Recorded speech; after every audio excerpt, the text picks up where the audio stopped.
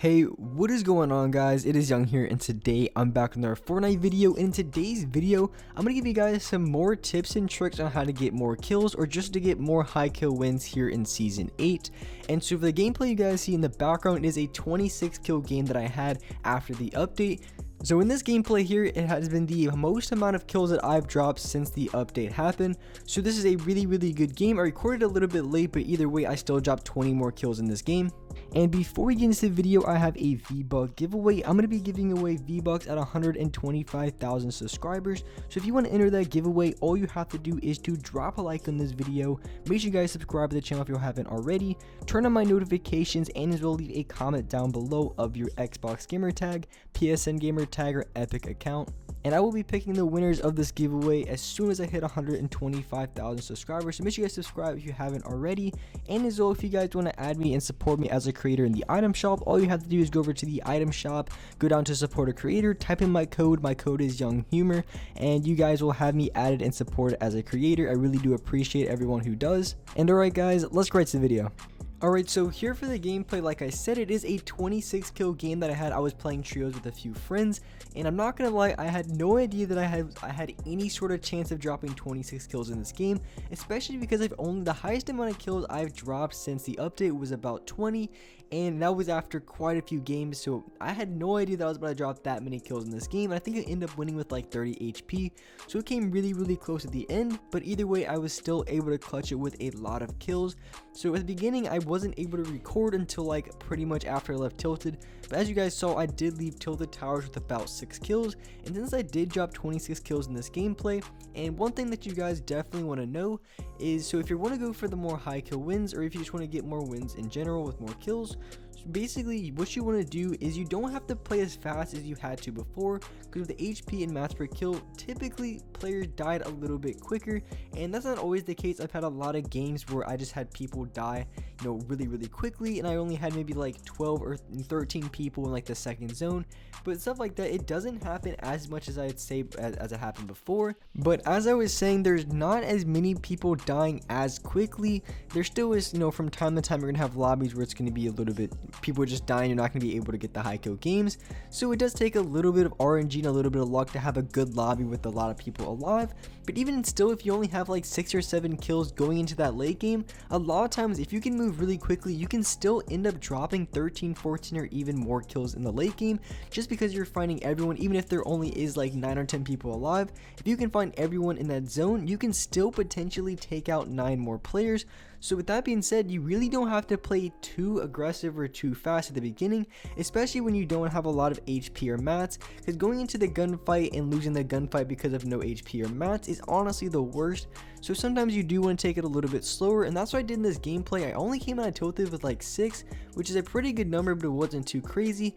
And so I was taking a little bit more time to make sure I had enough HP and mats.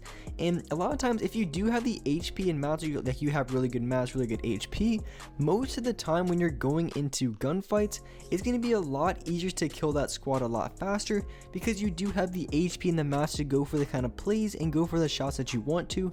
So if you go too fast, even though you're going to be running into more people quicker, at the same time, if you're not really equipped to, you know, go into that gunfight, you don't have a lot of mats, don't have a lot of HP, it could potentially take you even longer to take out that squad, which could hurt you in the long run.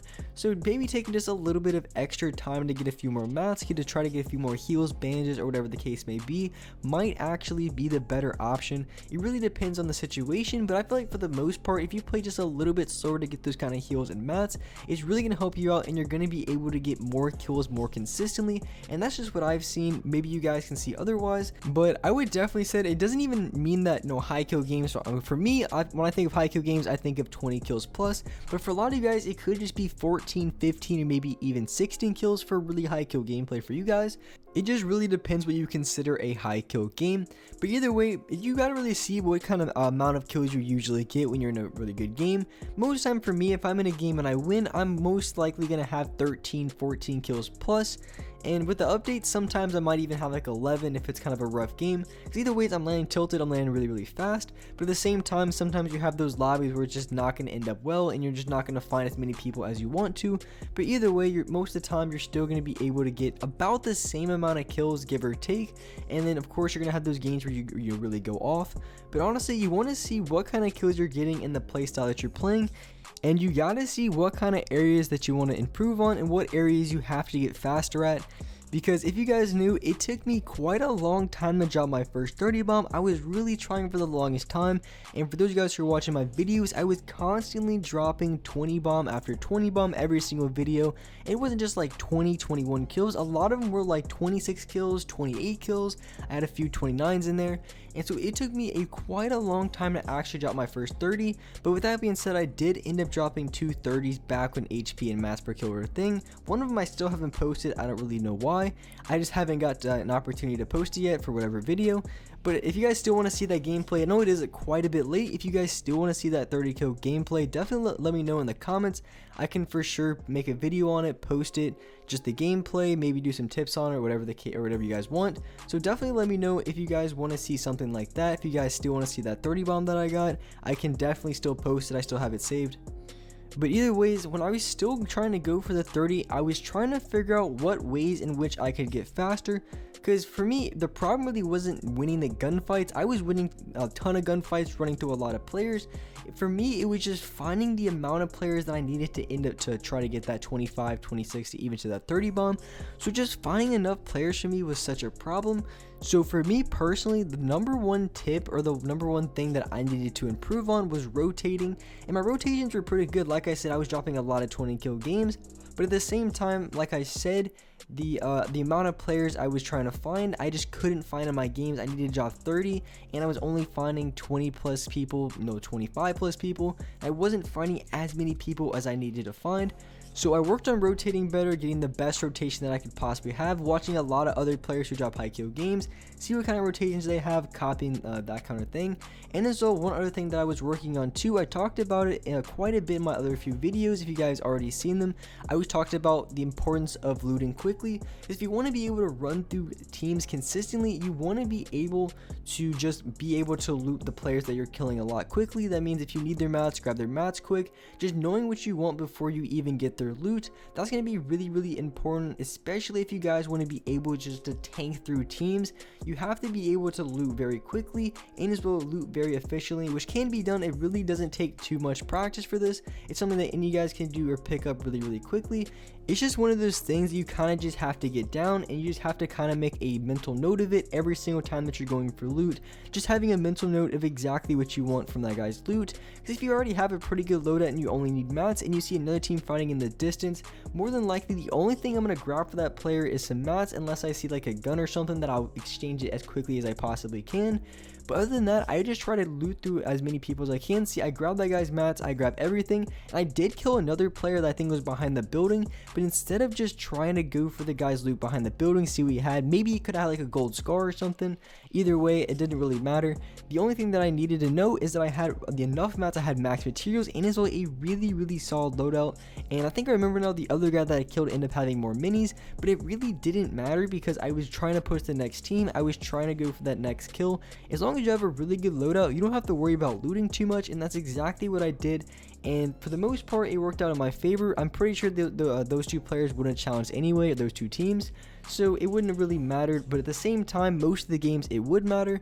So just cutting time down like that, you know, if you already have a good loadout, not even looting, just immediately using the rift or launch pad to fight the next team, is really going to allow you to get a few extra kills that could potentially help you get your first 20 bomb, or even help you get your first 30 bomb. Just being able to run through loot like that and then just immediately push the next team as quick as possible.